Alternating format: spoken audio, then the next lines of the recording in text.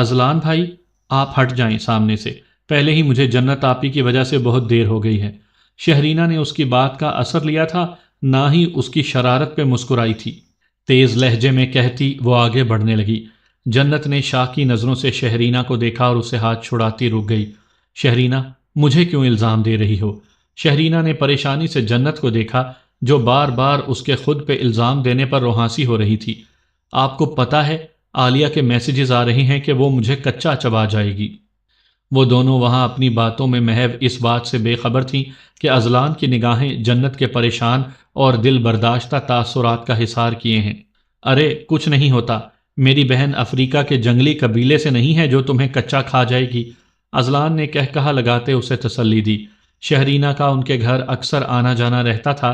यही वजह थी कि उसकी आलिया के घर वालों, बिलखसूस उसके बड़े भाई अजलान के साथ खासी बेतकल्लुफ़ी थी।